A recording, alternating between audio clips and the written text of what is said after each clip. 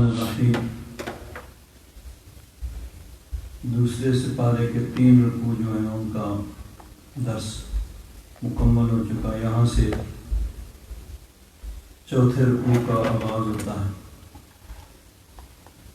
تیسرے رکوع کی آخری آیت میں فرمایا وَإِلَٰهُكُمْ إِلَٰهٌ وَاحِدٌ، تمہارا الہ، تمہارا معبود ایک ہی ہے، اللہ تبارک و تعالی. الہ واحد، تمہارا معبود ایک ہی ہے. لا الہ الا ہو، کوئی معبود نہیں سوائے اس کے، وہی عبادت کے لائق ہے. الرحمن الرحیم، وہ رحمان و رحیم ہے، بہت زیادہ رحم فرمانے والا اور کرم فرمانے والا ہے. اب عرب میں اس وقت بتوں کی پوجا کی جاتی تھی، بتوں کی پوجا عام تھی، بتوں کو معبود سمجھا جاتا تھا، ان کے آگے سجدہ کیا جاتا تھا. اور مختلف جگہوں پہ مختلف بت انہوں نے سجا رکھے تھے، بت خانے تھے، بت خانوں میں بت سجا کے رکھے ہوئے تھے. اور پھر گھروں میں بت، کوئی سفر کا خدا ہے، کوئی حضر کا خدا ہے، کوئی بارش برسانے والا ہے، کوئی جنگ میں فتح دینے والا، یعنی کثرت تھی، برمار تھی بتوں کی. اور خانہ کعبہ جو توحید کا مرکز ہے، جو اس لیے بنایا گیا ہے کہ وہاں سے اللہ تبارک تعالیٰ کی توحید کا اعلان ہو، وہاں پر بھی بتوں کی پوجا ہوتی تھی اور بڑی دھوم سے دھڑلے سے اللہ کے گھر میں بتوں کی پوجا ہوتی تھی. اور وہاں بت سجا کے رکھے ہوئے تھے. کتنے بت وہاں پہ رکھے ہوئے تھے؟ 360. نوید یاد رکھتے ہیں بات جو ایک دفعہ بیان کی جائے. 360 بت،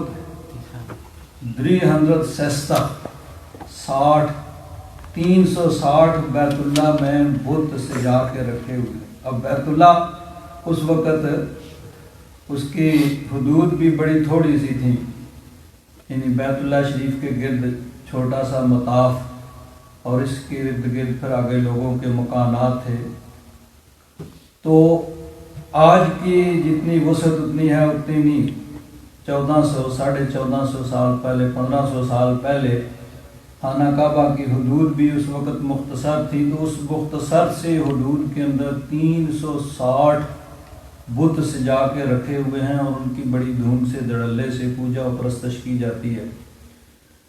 تو ایسے ماحول میں اعلان کیا گیا وَإِلَٰهُكُمْ إِلَٰهٌ وَاحِدٌ، اے ہزاروں لاکھوں خداؤں کو ماننے والوں، پوجنے والوں، سن لو، تمہارا معبود ایک ہی ہے.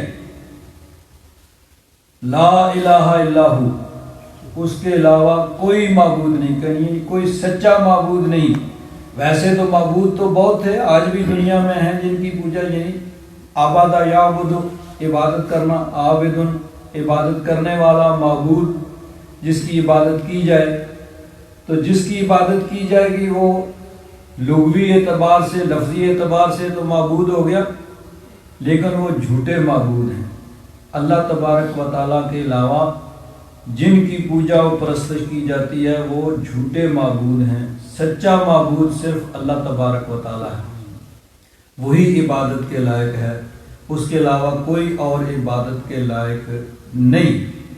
چاہے وہ یعنی بت ہو، کوئی سونے کا ہو، چاندی کا ہو، پتھر کا ہو، لکڑی کا ہو، یا کوئی درخت ہو، کوئی پہاڑ ہو، شیر ہو، بندر ہو، گائے ہو، سانپ ہو، کوئی زندہ یا مردہ انسان ہو، کسی کی قبر ہو. یعنی نبی ولی کی قبر کی بھی اگر کہیں بدبخت پوجا و پرستش کرتے ہیں تو جس کی بھی پوجا و پرستش کی جاتی ہے وہ جھوٹا معبود ہے. سچا معبود صرف اللہ تبارک و تعالیٰ ہے. اس کے علاوہ کوئی اور عبادت کے لائق نہیں۔ تو عرب کے اس شرک زدہ ماحول کے اندر جہاں یعنی معبودوں کی برمار ہے، سفر کا، حضر کا، بارش برسانے والا اور دھوپ نکالنے والا، اور اسی طرح یعنی جنگ میں فتح دینے والا، ہر طرح کے الگ الگ خدا ہیں، وہاں یہ اعلان ہوتا ہے وَإِلَٰهُكُمْ إِلَٰهٌ وَاحِدٌ، تمہارا ایک ہی معبود ہے، لا الہ الا ہو، اس کے علاوہ کوئی اور سچا معبود نہیں ہے۔ الرحمن الرحیم، الرحمن الرحیم، وہ رحمان و رحیم ہے۔ تو انہوں نے کہا کہ یہ کیسے ہو سکتا ہے، یہ اتنے بڑے کام، اتنے کائنات کے اتنے بڑے کام، یہ کیا ایک خدا یہ سارا نظام ہستی چلا سکتا ہے؟ ایسے ہو سکتا ہے؟ اس کی دلیل کیا ہے؟ تو فرمایا لو، اگر دلیل سننا چاہتے ہو وحدانیت کی تو سن لو۔ اس آیت کے اندر اللہ تبارک و تعالیٰ کی وحدانیت کی دلیل بیان کی کہ حضرت پیر کرم شاہ صاحب رحمۃ اللہ تعالیٰ علیہ اس آیت کی تشریح میں لکھتے ہیں، اس آیت میں توحید کے دلائل شرح و بسط سے بیان کیے گئے، یعنی اچھی طرح بڑے وسیع اور بڑی تشریح کے ساتھ ان کو بیان کیا گیا۔ اس اہم ترین اور مشکل ترین مسئلہ کے اس بات کے لیے قرآن کا طرز استدلال فلسفیوں کے طرز استدلال سے بالکل الگ ہے، یعنی فلاسفہ اور مناطقہ منطق والے فلسفے والے جس طرح کسی بات کی دلیل بیان کرتے ہیں نا، اس سے الگ ہے۔ قرآن فکر و نظر کے گھڑے ہوئے دلائل پیش نہیں کرتا جو پیچیدہ اصطلاحات سے بوجھل ہوں، جن کو سمجھنے کے لیے خاص ذہنی اور علمی استعداد کی ضرورت ہو۔ یعنی وہ جو فلسفیوں کے، فلاسفہ کے جو دلائل ہوتے ہیں، ہر آدمی کی سمجھ نہیں آتے، اس کے لیے سمجھ کا ایک خاص سٹیٹس ہونا چاہیے، ایک علمی استعداد ہونی چاہیے۔ ہر آدمی نہیں، پڑھا لکھا آدمی ان کو سمجھ سکتا ہے جو فلاسفہ کے استدلال ہوتے ہیں، اور سمجھ آ بھی جائیں تو ان میں وہ زور نہیں ہوتا کہ وہ انسان کو شک اور گمان کی دلدل سے باہر کھینچنے اور یقین کی منزل تک پہنچا دے۔ اس کے برعکس قرآن کریم کے دلائل کونیہ پیش کرتا ہے، یعنی واضح، جو کائنات کے کھلے صفحات پر جلی قلم سے لکھے ہوئے ہیں، جو روشن اور واضح اتنے ہیں کہ ہر شخص انہیں اپنی قابلیت کے مطابق سمجھ سکتا ہے، اور اس کے ساتھ گہرے اور پیچیدہ اتنے کہ ماہر غوطہ زن بھی ان کی تہ تک پہنچنے کا دعویٰ نہیں کر سکتا۔ یعنی قرآن پاک کے واضح دلائل ہونے کے ساتھ ساتھ پھر اتنے گہرے اور اتنے پیچیدہ بھی ہیں کہ ماہر غوطہ زن بھی، غوطہ زن کہتے ہیں زمین کے اندر پانی میں غوطہ لگانے والے، تو وہ بھی ان کی تہ تک نہیں پہنچ سکتے۔ عقل گرہ کشا جتنی گرہیں کھولتی جائے اس سے زیادہ عقدہ ہے لا ینہر، اس کو چیلنج کرتے ہیں، یکے بعد دیگرے نمودار ہوتے رہتے ہیں۔ یعنی قرآن پاک کے دلائل کے اندر جتنا آدمی غور کرے اتنے ہی پھر انسان پہ آگے رستے اور دروازے کھلتے جاتے ہیں۔ ان دلائل میں جو شخص سنجیدگی سے غور کرے وہ یقین و تصدیق کی دولت سے مالا مال ہوگا۔ یہی ہے قرآن کا طرز استدلال کا ترہ امتیاز اور وجہ اعجاز۔ اب آپ اس آیت کا بغور مطالعہ فرمائیں۔ اس میں یعنی اللہ تبارک و تعالیٰ، ابھی ترجمہ کرتے ہیں، پہلے اس کو ذرا سن لیں۔ آسمان کی نیلی وسیع چھت، یہ یعنی اس کو یعنی بات کی جاتی ہے۔ اب ایک ہے سائنس کیا کہتی ہے بھائی، ایک یہ بہت بڑی کائنات ہے، اس میں زمین کی حیثیت ایک ذرے کے برابر ہے، اس میں سورج کی حیثیت بھی ایک ذرے کے برابر ہے، وغیرہ وغیرہ۔ لیکن یہ جو ہے نا عام، جس طرح عام عرف میں بات جو کی جاتی ہے اس میں، جس طرح دیکھیں اب سائنسدان وہ کہتے ہیں کہ سورج کھڑا ہوا ہے، زمین اس کے گرد چکر لگا رہی ہے، لیکن عرف عام میں کیا کہتا ہے؟ سورج نکلا ہے، ابھی ہر زبان میں کہتے ہیں۔ sun set and sun becomes undergone. اب یہ اصطلاح جو ہے سائنسدان بھی یہی اصطلاح کرتے ہیں بھائی سورج نکل آیا ہے، سورج ڈوب گیا ہے. حالانکہ سائنس یہ کہتی ہے کہ سورج کھڑا بھائی، زمین اس کے گرد گھوم رہی ہے، اور جو حصہ سامنے آتا ہے وہاں دن آ جاتا ہے، جو پیچھے جاتا ہے وہاں اندھیرا چھا جاتا ہے. لیکن اصطلاح وہی ہوتی ہے کہ جی اب سورج نکل آیا، اب سورج ڈوب گیا، اب چاند جو ہے وہ روشن ہو گیا. حالانکہ چاند کو بھی سائنسدان یہی کہتے ہیں کہ چاند ہر وقت پورا روشن ہوتا ہے، یعنی پورے سے مراد جس طرح آدھی زمین ہر وقت روشن ہوتی ہے، آدھی تاریک ہوتی ہے، جو سورج کی طرف ہوتی ہے وہ روشن ہے، جو دوسری طرف ہے وہ اندھیرا ہے وہاں پہ. اسی طرح چاند بھی ہر وقت پورا، یعنی اس کا نصف جو ہے 50% وہ روشن ہوتا ہے اور 50% تاریک ہوتا ہے. لیکن بات کیا ہوتی ہے کہ جب وہ بالکل سورج اور زمین کے درمیان میں ہوتا ہے تو اب ہماری طرف اس کا وہ حصہ جو بالکل تاریک ہے، ہمیں بالکل نظر نہیں آ رہا. روشن حصہ اس کا وہ ہے جو سورج کی طرف ہے. اب جیسے جیسے سورج سے اس کا فرق پڑتا جاتا ہے تو سورج کی روشنی اس کے دوسری طرف پڑتی ہے، تو جتنا حصہ ہمارے سامنے اس کا روشن ہے وہ ہمیں نظر آتا ہے. کرتے کرتے 14ویں کو سورج بالکل اس کے مقابل ہو جاتا ہے، زمین ادھر ہے، سورج ادھر ہے، چاند ادھر ہے، اب اس کا پورا روشن حصہ ہمیں نظر آ رہا ہے. تو ویسے تو چاند بھی ہر وقت آدھا روشن رہتا ہے، زمین بھی آدھی روشن رہتی ہے.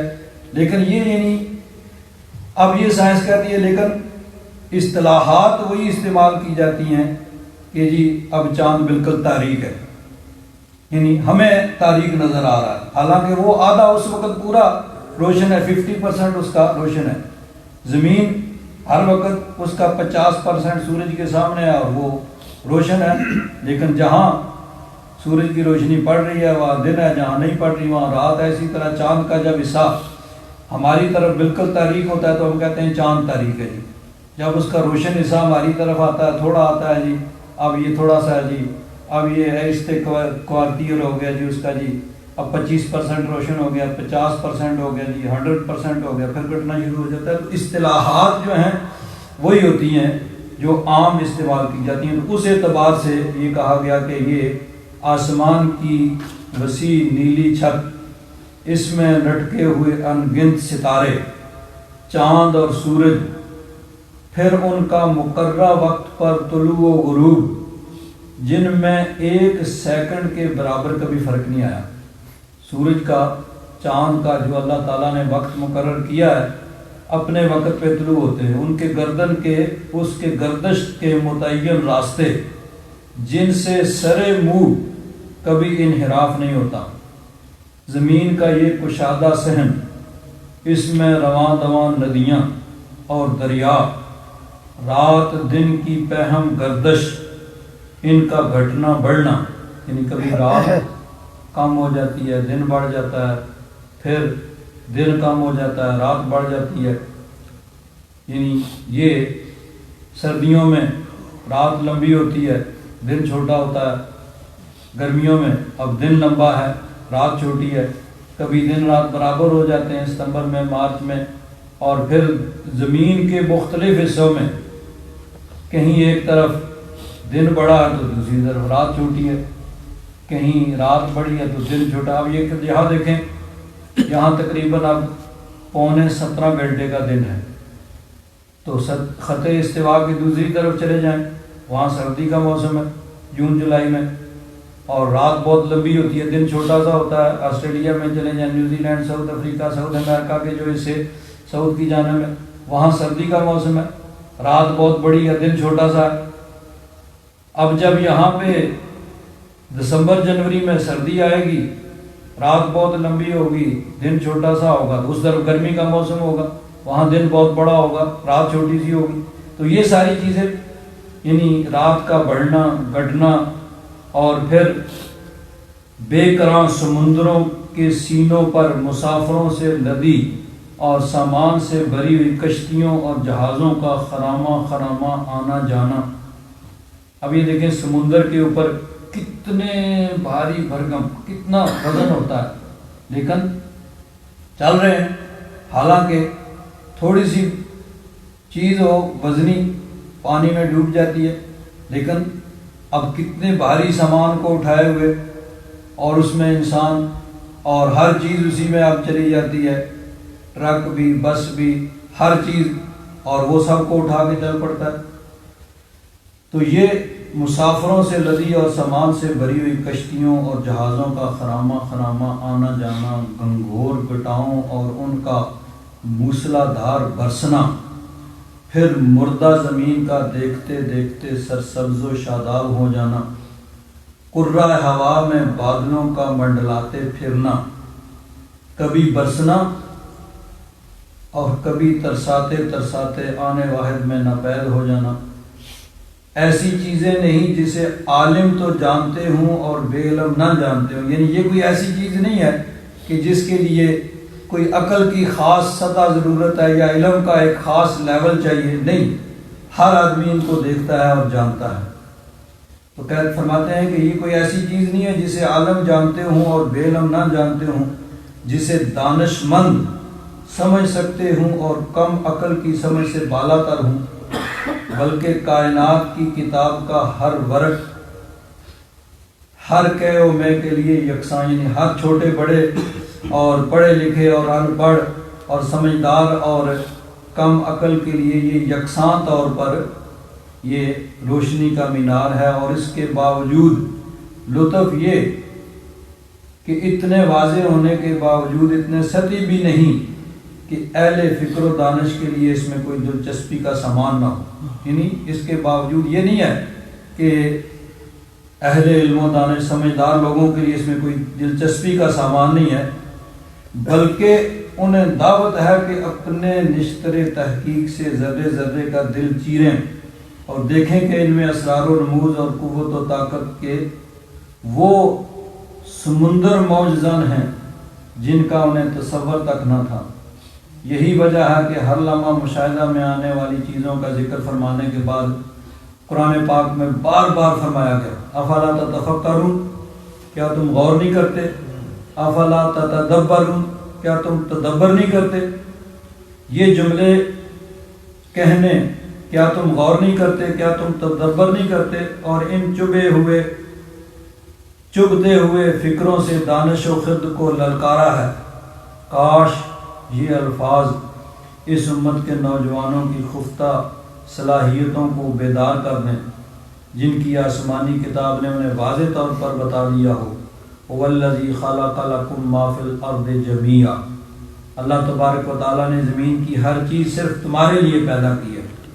آگے فرماتے ہیں ان روز مرہ دکھائی دینے والی چیزوں میں اگر آپ غور کریں تو آپ یہ کہنے پر مجبور ہو جائیں گے کہ تنوع میں یکسانیت، اختلاف میں توافق، کثرت میں وحدت، یعنی دو اپوزٹ چیزیں، اور یہ بے مثال نظم و ضبط بغیر کسی علیم و حکیم اور قدرت والے خالق کے یہ ظہور پذیر نہیں ہو سکتا۔ یعنی یہ خود بخود نہیں ہو گیا، یا بتوں نے اس کو نہیں بنا دیا، بلکہ اس کو بنانے والا خالق و مالک ہے جو علیم و حکیم ہے اور علی کل شیء قدیر ہے، یہ اس کا سارا نظام بنایا ہوا ہے۔ لیکن یہ روشن دلیلیں صرف ان کو فائدہ دیتی ہیں جن کی عقل کی آنکھ بینا ہو اور جو اس سے کام لینا پسند کریں۔ اب دیکھیے اللہ تبارک و تعالیٰ نے اس کو بیان فرمایا کہ دلیل انہوں نے مانگی تھی بھئی اللہ تبارک و تعالیٰ کی وحدانیت کی کیا دلیل ہے، تو فرمایا ان فی خلق السماوات والارض، آخر میں فرمایا لآیات، پوری آیت کے بعد کہ بے شک نشانی ہے اس میں، کس کے لیے؟ لآیات لقوم یعقلون، ان کے لیے جو عقل رکھتے ہیں اور عقل کو استعمال کرتے ہیں اور سمجھنا چاہتے ہیں۔ تو بے شک آسمانوں اور زمین کے بنانے میں نشانی ہے، واختلاف اللیل والنہار، اور رات اور دن کے بدل بدل کر آنے میں، اس میں بھی نشانی ہے۔ رات آتی ہے، دن آتا ہے، کبھی رات بڑی ہے دن چھوٹا ہے، کبھی دن چھوٹا ہے رات بڑی ہے۔ تو یہ والفلک التی تجری فی البحر، اور وہ کشتیاں جو چلتی ہیں سمندر میں۔ فلک یہ ایسا لفظ ہے جو واحد اور جمع کے لیے ایک ہی استعمال ہوتا ہے، فلکن کشتی، فلکن کشتیاں۔ اب یہ لفظ واحد اور جمع میں برابر ہے، تو اب اس کو پھر یعنی سیاق و سباق کو دیکھ کے، اس کے ما قبل اور ما بعد کو دیکھ کے پھر اس کا معنی تعین کیا جاتا ہے کہ یہ واحد کے لیے استعمال ہوا ہے یا جمع کے لیے استعمال ہوا ہے۔ تو والفلک التی تجری فی البحر، وہ کشتیاں جو سمندر میں چلتی ہیں، ان میں بھی یعنی نشانیاں ہیں۔ بما ینفع الناس، ان چیزوں کو لے کر جو لوگوں کو نفع پہنچاتی ہیں، یعنی لوگوں کی نفع کی چیزیں لے کے جو سمندر میں چل رہی ہیں، اس میں بھی عقل والوں کے لیے نشانی۔ یہاں ایک بات ضمناً عرض کر لوں، دیکھیے نفع دینے والی ذات اللہ تبارک و تعالیٰ کی ہے، اللہ تبارک و تعالیٰ ہی نفع دیتا ہے، اور جس کے لیے اس نے نقصان لکھا ہوا ہے اس کو نقصان پہنچتا ہے۔ لیکن اللہ تبارک و تعالیٰ نے کائنات کے ساتھ اپنی حکمت کے تحت ہر چیز کو متعلق کر دیا۔ اب کشتیاں ایسی چیز لے کے چل رہی ہیں بما ینفع الناس، جس سے لوگوں کو نفع پہنچتا ہے، یعنی لوگوں کو نفع ان چیزوں سے پہنچتا ہے جن کو لے کے بحری جہاز چل رہے ہیں، یعنی لوگوں کے فائدے کی، لوگوں کی نفع کی چیزیں۔ تو مطلب یہ ہے کہ اللہ تبارک و تعالیٰ حقیقی طور پر نفع پہنچانے والا ہے، لیکن کائنات کی چیزوں میں اللہ تبارک و تعالیٰ نے نفع رکھ دیا ہے۔ بے شمار چیزیں ہیں انسان کے نفع کی، کوئی نقصان کی، انسان کو یعنی جانوروں میں اللہ تبارک و تعالیٰ نے انسان کے لیے نفع رکھ دیا، جانوروں سے انسان فائدہ اٹھاتا ہے، سواری کے لیے ہیں، انسان جانوروں کا دودھ پیتا ہے، ان کا گوشت کھاتا ہے، تو بے شمار اس میں انسان کے لیے نفع ہیں۔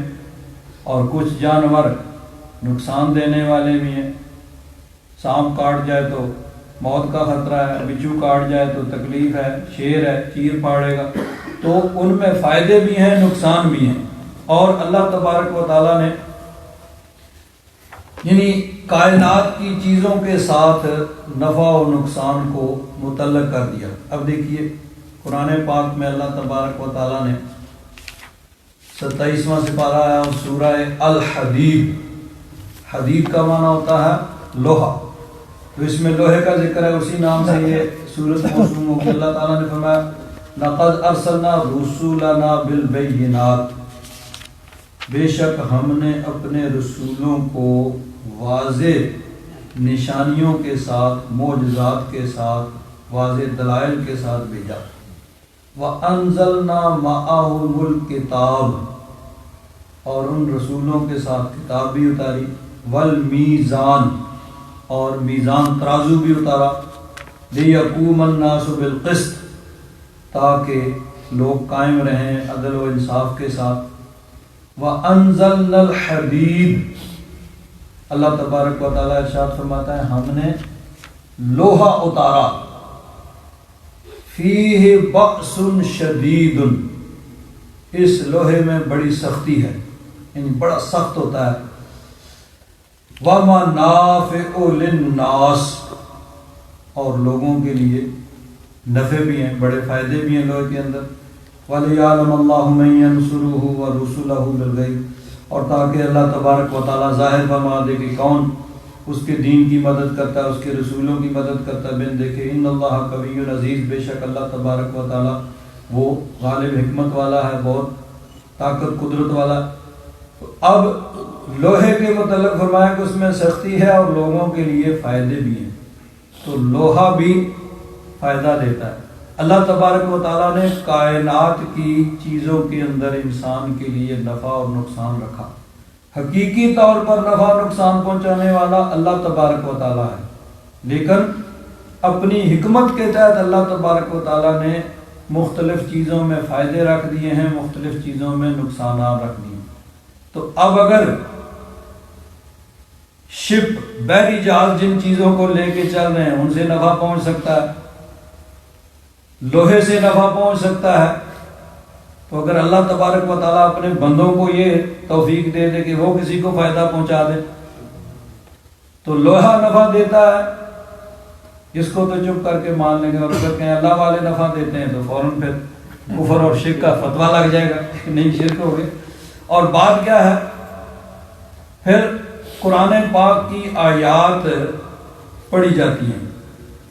اللہ تبارک و تعالیٰ نے قرآن پاک اتارا، جس طرح بھی عرض کیا گیا کہ جس وقت قرآن پاک اترا اس وقت عرب کے اندر شرک کی بھرمار تھی، یعنی لوگ بتوں کی پوجا کرتے تھے، ان کو خدا سمجھتے تھے۔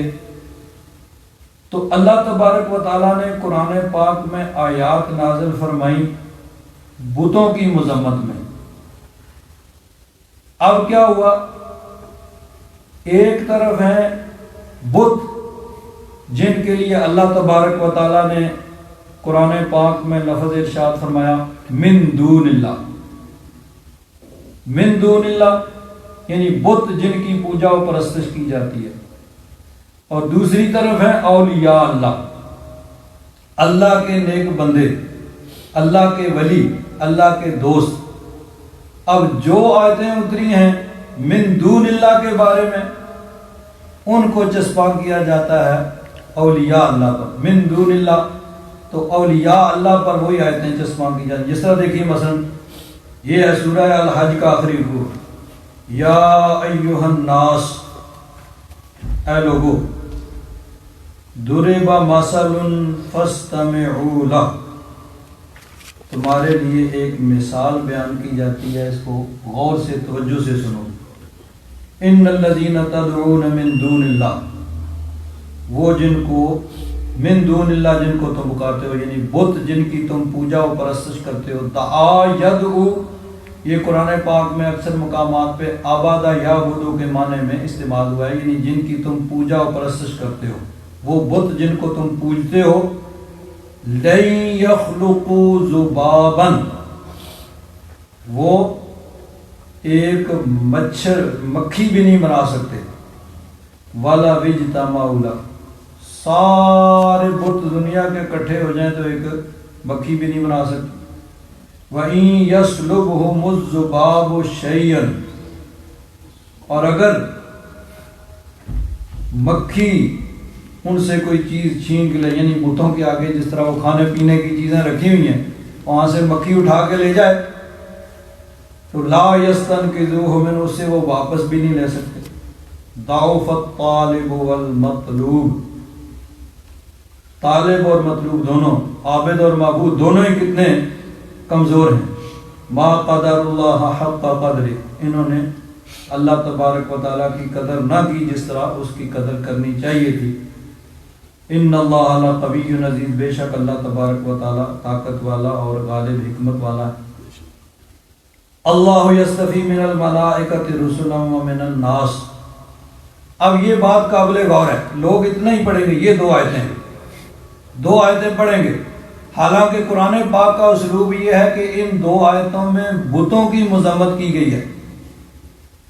آگے اللہ تبارک و تعالیٰ نے اپنے بندوں کی، ان کی یعنی اس کی بارگاہ میں مقرب ہونا اس کو بیان کیا۔ آگے نہیں پڑھیں گے، اللہ یصطفی من الملائکۃ رسلا ومن الناس، اللہ تبارک و تعالیٰ فرشتوں میں بھی اور لوگوں میں بھی رسولوں کو چن لیتا ہے، یعنی ایک طرف ہیں بت جن کو اللہ تبارک و تعالیٰ نے کوئی قوت اور طاقت نہیں دی، اور دوسری طرف ہیں اہل اللہ، اللہ کے بندے جن کو اللہ تبارک و تعالیٰ نے اپنی قدرت کاملہ سے قوت اور طاقت دی ہے۔ تو اب بت جو ہے ان کو اللہ تعالیٰ نے کوئی طاقت نہیں دی، وہ کوئی نفع نقصان نہیں پہنچا سکتے، اور اللہ والوں کو اللہ تعالیٰ نے طاقت دی ہے۔ جب اللہ تبارک و تعالیٰ کی مشیت ہوتی ہے، اللہ تعالیٰ چاہتا ہے تو وہ فائدہ بھی دیتے ہیں۔ اسی طرح دیکھیے بروز قیامت یہ بت جن کو دنیا میں کافر اپنا شفیع مانتے ہیں، اپنا سفارشی مانتے ہیں کہ یہ اللہ کی بارگاہ میں ہماری سفارش کریں گے، ان کو اللہ تعالیٰ نے وہ طاقت نہیں دی ہے، کوئی سفارش نہیں کریں گے، کافروں کے ساتھ ہی ان کو جہنم میں پھینکا جائے گا، لو بھائی یہ تمہارے معبود جن کی تم پوجا کرتے تھے، جن کی تم سفارش کی امید رکھتے تھے، تمہارے ساتھ ہی یہ جہنم میں جائیں گے، جہنم کا ایندھن بنیں گے تاکہ اور زیادہ بڑھ کے تمہیں جلانے کے لیے۔ لیکن اللہ والے، اللہ تبارک و تعالیٰ ان کو یہ یعنی اس وقت یہ مقام عطا فرمائے گا کہ وہ شفاعت کریں گے، اور ان کی شفاعت سے اللہ تعالیٰ کا کرم ہوگا۔ تو ایک ہیں من دون اللہ، من دون اللہ جو ہے وہ کچھ نہیں کر سکتے، بت کچھ نہیں کر سکتے، ان کو اللہ تعالیٰ نے کوئی قوت طاقت نہ دنیا میں نے دی ہے، نہ بروز قیامت پہنچا سکے گی۔ لیکن اللہ والوں کو اللہ تبارک و تعالیٰ دنیا میں بھی طاقت اور قوت دیتا ہے، اور بروز قیامت بھی اللہ تبارک و تعالیٰ ان کو یہ مقام عطا فرمائے گا کہ وہ شفاعت فرمائیں گے۔ تو نفع اللہ تبارک و تعالیٰ، حقیقت میں اللہ تبارک و تعالیٰ کی ذات نفع پہنچانے والی ہے، لیکن اللہ تعالیٰ کی حکمت یہ ہے کہ اللہ تعالیٰ نے مختلف چیزوں میں نفع رکھ دیے ہیں۔ تو اب فرمایا سمندر کے اندر چلنے والی کشتیاں، جہاز جن چیزوں کو لے کے چلتی ہیں، ایسی چیزوں کو لے کے چلتی ہیں بما ينفع الناس، جو لوگوں کو نفع پہنچاتی ہیں۔ وما انزل اللہ من السماء من ماء، اور جو اللہ تبارک و تعالیٰ نے آسمان سے پانی اتارا، یعنی بارش نازل ہوئی، اس میں بھی اللہ تبارک و تعالیٰ کی وحدانیت اور اس کی قدرت کے دلائل ہیں۔ فَأَحْيَا بِهِ الْأَرْضِ، پس زندہ کیا اس کے ساتھ زمین کو، بعد موتها، زمین کے مرنے کے بعد، یعنی زمین اگر بارش نہ ہو تو مردہ ہو جاتی ہے، سبزہ ختم ہو جاتا ہے، وہاں خاک اڑ رہی ہوتی ہے، اور بارش ہوتی ہے تو بارش سے وہاں سبزہ اگتا ہے، تو اس کا ویران ہونا اس کی موت ہے، اور اس کا سرسبز و شاداب ہونا اس کی زندگی ہے۔ تو اللہ تعالیٰ نے فرمایا کہ اللہ تعالیٰ نے وما انزل اللہ من السماء من ماء، آسمان سے جو اللہ تعالیٰ نے پانی اتارا اور اس کے ساتھ فاحیا بہ الارض بعد موتها، زمین کو اس کی موت کے بعد اس کو زندہ کیا، یعنی اس میں بھی اللہ تعالیٰ کی قدرت اور اس کی وحدانیت کی نشانی دلیل ہے۔ وَبَثَّ فِيهَا مِن كُلِّ دَابَّةٍ، اور اللہ تبارک و تعالیٰ نے اس میں ہر چلنے والے دابہ، جو زمین کے اوپر چلتا ہے، جس میں انسان بھی آ جاتا، عام طور پر دابہ سے مراد جانور ہوتے ہیں، تو اب زمین کے اوپر جو بھی چیز چلتی ہے اس کو دابہ کہتے ہیں۔ اور اب یہ چلنے والی جو چیزیں ہیں ان کے مختلف ہیں، قرآن پاک میں بھی اللہ تبارک و تعالیٰ نے اس چیز کو بیان فرمایا، واللہ خلق کل دابۃ من ماء، یہ سورہ نور کے اندر ہے کہ اللہ تبارک و تعالیٰ نے پانی سے ہر چلنے والے کو بنایا۔ فمنہم من یمشی علی بطن، کچھ جو ہیں پیٹ کے بل چلتے ہیں۔ اب سانپ ہوتا ہے، سانپ عام ہے، اس کے پاؤں نہیں ہوتے، ٹانگیں نہیں ہوتی، وہ پیٹ کے بل چلتا ہے۔ وَمِنْهُمْ مَن يَمْشِي عَلَى رِجْلَيْنِ، ان میں سے کوئی دو ٹانگوں پہ چلتے ہیں، جس طرح انسان ہے، انسان دو ٹانگیں ان کے اوپر چلتا ہے۔ وَمِنْهُمْ مَن يَمْشِي عَلَى أَرْبَعٍ، کچھ ہیں جو چار پہ چلتے ہیں، یعنی جانور ہیں، ان کی چار ٹانگیں ہوتی ہیں۔ تو جانور چار، اسی طرح یعنی یہ عمومی ہے نا، ویسے تو بعض جانوروں کے بہت زیادہ یعنی زیادہ بھی ہوتے ہیں، ایسے کیڑے بھی دیکھے ہیں کہ وہ ریل کی پٹڑی کی طرح، ان کے جس طرح ریل کے پہیے ہوتے ہیں، اس طرح ان کی ٹانگیں ہوتی ہیں، اتنے 10-20 چھوٹے چھوٹے کیڑے۔ تو اللہ تبارک و تعالیٰ نے فرمایا کہ اس نے زمین پہ چلنے والے بنائے، کچھ جو ہے وہ پیٹ پہ چلتے ہیں، کچھ دو ٹانگوں پہ چلتے ہیں، کچھ چار پہ چلتے ہیں۔ یخلق اللہ ما یشاء، وہ قادر ہے، خالق ہے، جو چاہے کرے، جو چاہے بنائے۔ ان اللہ علی کل شیء قدیر۔ تو دابہ کہتے ہیں زمین پہ چلنے والے، جس پہ سب جاندار آ جاتے ہیں، کسی بھی طریقے سے چلنے والے۔ تو اللہ تعالیٰ نے بارش نازل فرمائی، اس کے ذریعے موت یعنی زمین کو اس کی موت کے بعد زندہ کیا، اور پھر زمین میں ہر قسم کے چلنے والے بنائے۔ وَتَصْرِيفِ الرِّيَاحِ، اور ہواؤں کا چلنا، یہ بھی اللہ تبارک و تعالیٰ کی قدرت کی نشانی ہے۔ اب دیکھیے، جس طرح انسان کے لیے خوراک ضروری ہے، اسی طرح ہوا بھی ضروری ہے، بلکہ اب یہ کامن سینس کی بات ہے، کوئی مطلب ہے کہ پیچیدہ دلیل نہیں ہے کہ کھانے کے بغیر انسان کچھ دن تک زندہ رہ سکتا ہے، یعنی زیادہ دیر تک نسبتاً وہ بغیر کھائے زندہ رہ سکتا ہے۔ بھوک کی تکلیف کی شدت ہوگی، لیکن بہرحال وہ زیادہ دیر تک نسبتاً وہ زیادہ دیر تک زندہ رہ سکتا ہے۔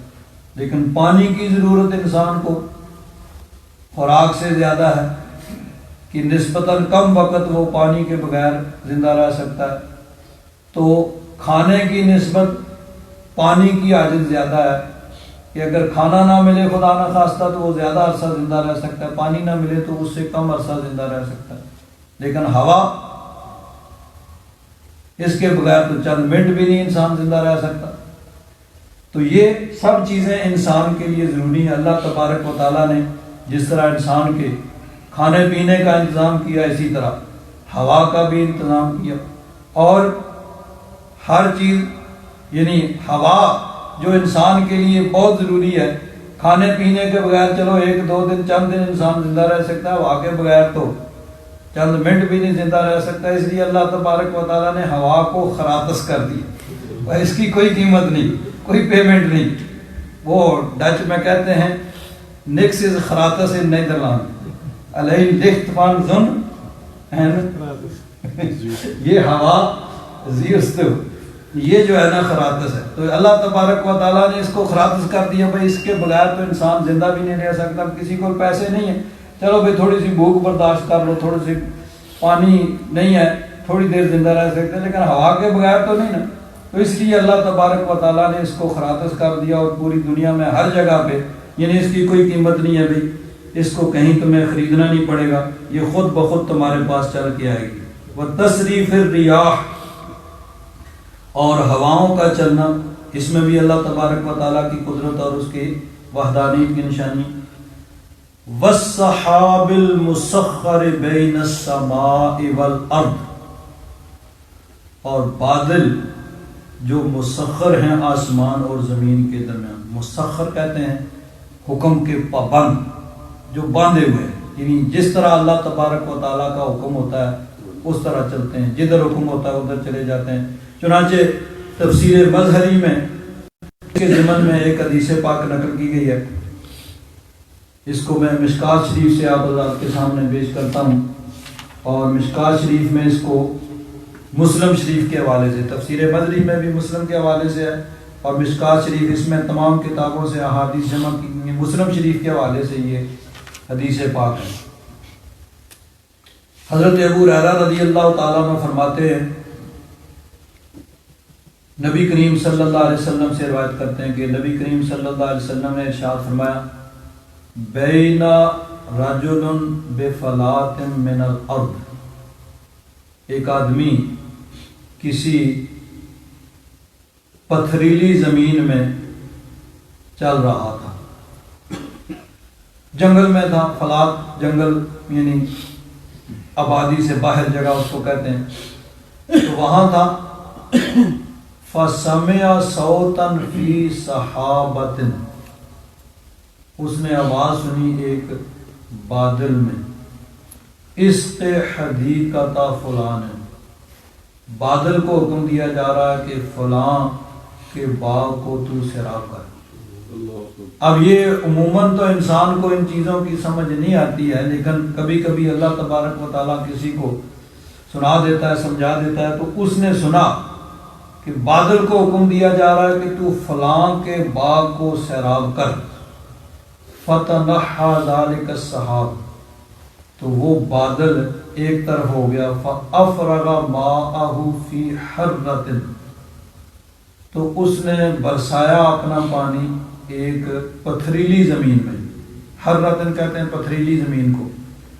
حکم کیا ہوا کہ فلاں آدمی، کسی کا نام لے کے کہا گیا کہ فلاں آدمی کے باغ کو تو سیراب کر، اور بادل کہاں ہو رہا ہے؟ پتھریلی زمین میں۔ فَإِذَا شَرْجَةٌ مِّن تِلْكَ الشَّرَاجِ قَدِ اسْتَوْعَبَتْ ذَلِكَ الْمَاءُ كُلَّهُ۔ اب بادل تو ہوا پتھریلی زمین میں، لیکن وہ پانی بہہ کے جا رہا ہے، اور آگے ایک نالی سی بنی ہوئی ہے، یعنی چھوٹی سی ندی سی بنی ہوئی ہے، تو سارا پانی اوپر سے بہہ کے آیا اور آگے آ کے ایک نالی میں اکٹھا ہو۔ حکم ہوا کہ فلاں کے باغ کو سیراب کر، بادل ہوا پتھریلی زمین میں اور بہہ کے سارا آگے آگے ایک نالی بنی ہوئی ہے جا رہی۔ فَتَتَبَّعَ الْمَاءَ، اب جس آدمی نے سنا تھا کہ بادل کو حکم دیا جا رہا ہے کہ فلاں آدمی کے باغ کو سیراب کر، اس میں تجسس پیدا ہوا، وہ پیچھے پیچھے چل پڑا، دیکھوں یہ پانی کدھر جاتا ہے۔ فَإِذَا رَجُلٌ قَائِمٌ فِي حَدِيقَتِهِ يُحَوِّلُ الْمَاءَ بِمَسْحَاتِهِ، آگے کیا دیکھا کہ پانی بہہ کے جا رہا ہے، آگے ایک باغ آ گیا، سیدھا پانی اس باغ میں، اور باغ کے اندر ایک آدمی کھڑا ہے، اس نے بیلچہ پکڑا ہوا ہے اور اس کے ساتھ پانی کو ادھر ادھر باغ میں لگا رہا۔ فَقَالَ لَهُ يَا عَبْدَ اللَّهِ مَا اسْمُكَ، تو وہ جو آدمی جس نے سنا تھا نا کہ بادل کو کہا جا رہا ہے کہ فلاں آدمی کے باغ کو سیراب کر، اس نے اس باغ میں جو آدمی کھڑا تھا اس سے پوچھا مَا اسْمُكَ، تیرا نام کیا ہے؟ قال فلاں، اس نے اپنا نام بتایا، اور اس کا نام الاسم الذی سمع من الصحابہ، وہی بتایا جو اس نے بادل میں سنا تھا نا، وہی نام بتایا کہ اس نے کہا کہ قائم دین کے باغ کو سیراب کر، اس نے کہا میرا نام قائم دین ہے، بادل میں جو نام سنا تھا وہی نام اس نے بتایا۔ فقال له یا، اب چونکہ وہ دونوں ایک دوسرے کا نام نہیں جانتے تھے تو اس نے بھی کہا اے عبداللہ، اے اللہ کے بندے تیرا نام کیا ہے؟ اس نے اپنے نام بتایا اور پھر پوچھا یا عبداللہ لما تسألنی عن اسمی، اے اللہ کے بندے تو میرا نام کیوں پوچھتا ہے بھائی؟ نام تو بتا کے پھر وجہ پوچھی بھائی کیوں تو میرا نام پوچھ رہا؟ فقال انی سمعت صوبا فی السحاب، اس نے کہا وجہ یہ ہے، سن میں نے سنا بادل میں الذی ھذا ماؤ، جس کا یہ پانی ہے جس کو تو باغ میں لگا رہا ہے، اس میں نے یہ آواز سنی تھی وَيَقُولُ اس کے حدیقۃ فلان، اس بادل کو حکم دیا جا رہا تھا کہ فلاں کے باغ کو تو سیراب کر، تیرا نام جو تو نے بتایا وہی نام میں نے سنا تھا اس وقت کہ بادل کو حکم دیا جا رہا کہ فلاں کے باغ کو سیراب۔ فَمَا تَصْنَعُ فِيهَا، تو کیا نیکی کا کام کرتا ہے کہ تیرے لیے بادل کو حکم دیا جا رہا ہے، بادل برس رہا ہے اور تیرے باغ کو سیراب کیا جا رہا ہے۔ قَالَ أَمَّا إِذَا قُلْتَ هَذَا، جب کہا ہے تو سن پھر میں تمہیں بتاتا ہوں، فَإِنِّي أَنظُرُ إِلَى مَا يَخْرُجُ مِنْهَا، یعنی میں یہاں محنت کرتا ہوں، پانی لگاتا ہوں، اس کو کھیت کو تیار کرتا ہوں، باغ کو، اور یہاں پہ درخت لگاتا ہوں، ان کی حفاظت کرتا ہوں، پھر جو اس میں سے مجھے حاصل ہوتا ہے اس باغ میں سے فَأَتَصَدَّقُ بِالثُّلُثِ، اس کا تہائی 1/3 تو میں صدقہ کر دیتا ہوں، راہ خدا میں، راہ مولا میں دے دیتا ہوں۔ وَآكُلُ أَنَا وَعَيَالِي ثُلُثًا، تہائی جو ہے نا 1/3 وہ اپنے لیے، اپنے اہل و عیال کے لیے، میں بیوی بچے سارے، ان کا کھانا، ان کی رہائش کا انتظام سارا وہ اس کے تہائی آمدن سے ہوتا ہے۔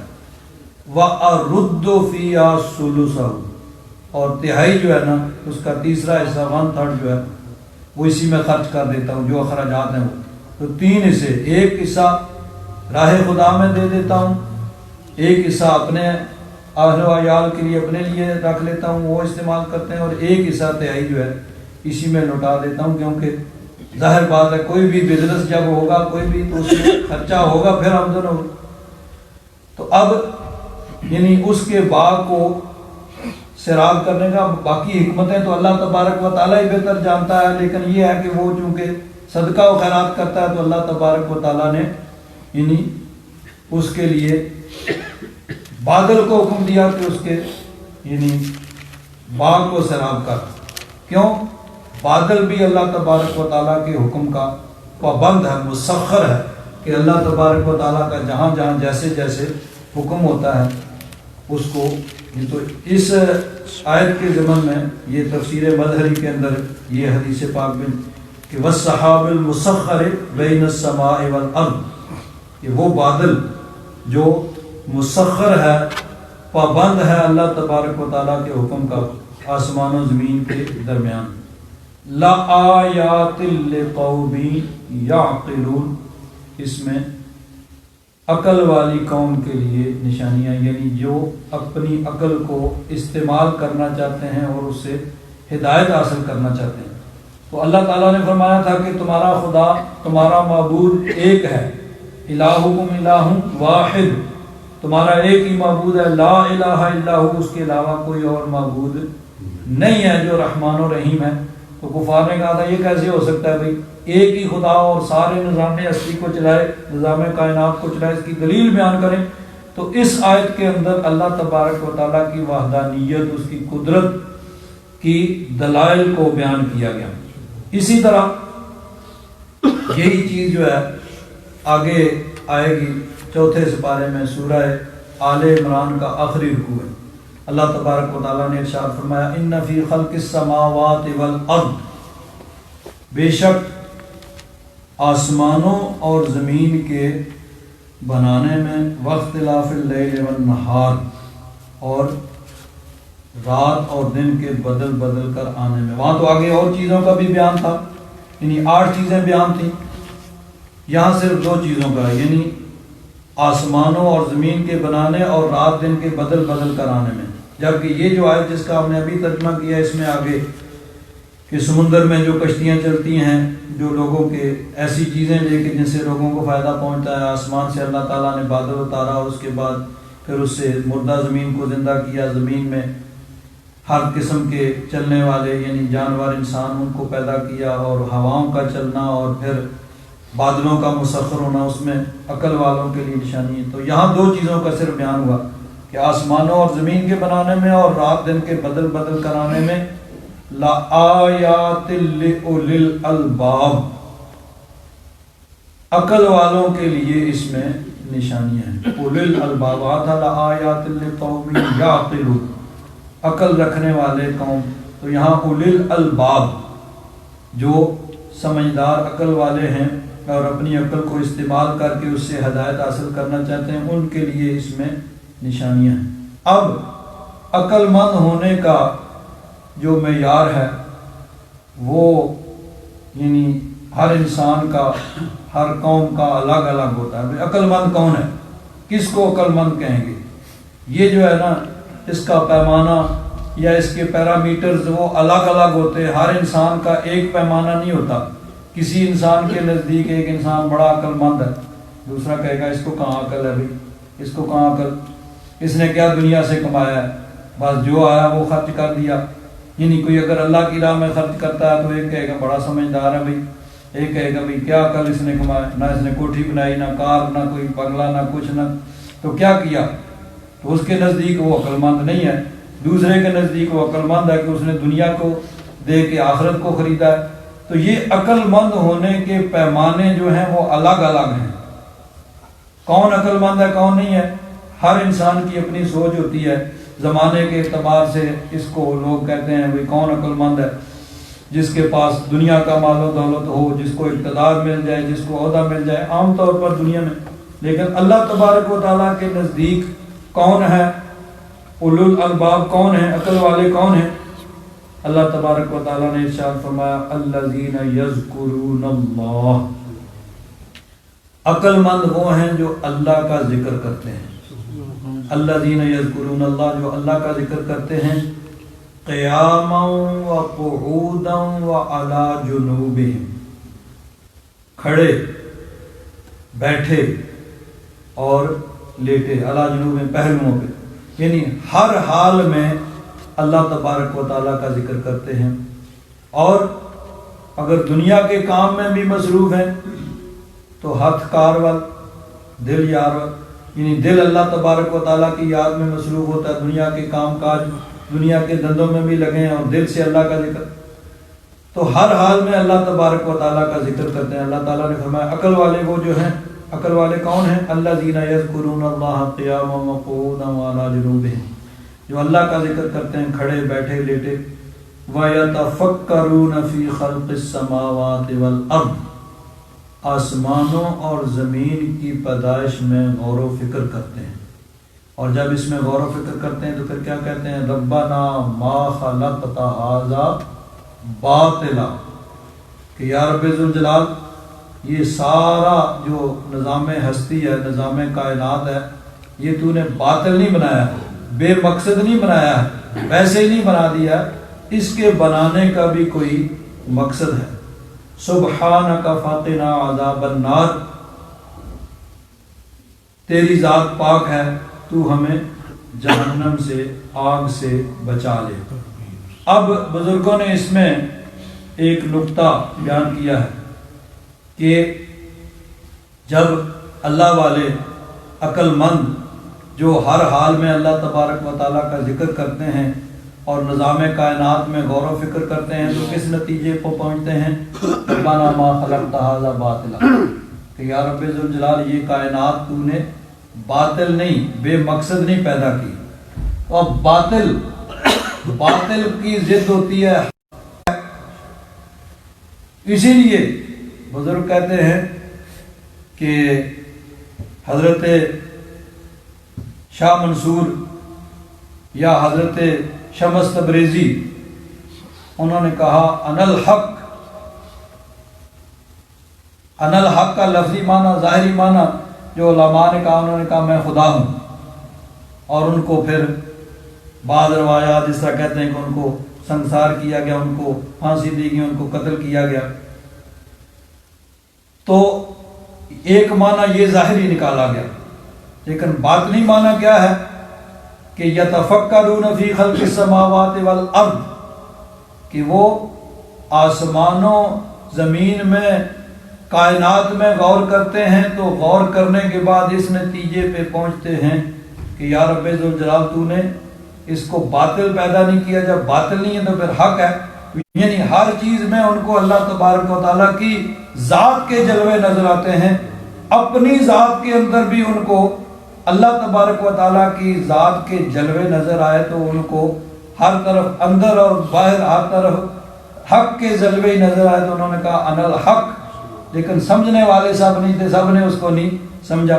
یعنی اسی لیے کہتے ہیں کہ ان کو پتھر مارے جا رہے تھے، تو ایک صاحب راز بھی تھے، وہ آئے، وہ سمجھتے تھے کہ جو انہوں نے کہا ہے وہ غلطی نہیں ہے، لیکن اب عام جو ہے ظاہر دار لوگ نہیں سمجھ رہے، تو باقی لوگ پتھر مار رہے ہیں تو انہوں نے پھول اٹھا کے پھینکا، چلو بھائی باقیوں کے ساتھ میں بھی برابر ہو جاؤں، بادشاہ کا حکم ہے، لیکن پتھر نہیں مارنا، پھول پھینکنا۔ تو وہ شاہ منصور کہنے لگے ان کے پتھروں کی مجھے اتنی تکلیف نہیں ہے جتنی تمہارے پھول کی تکلیف ہوئی ہے۔ کیوں بھائی؟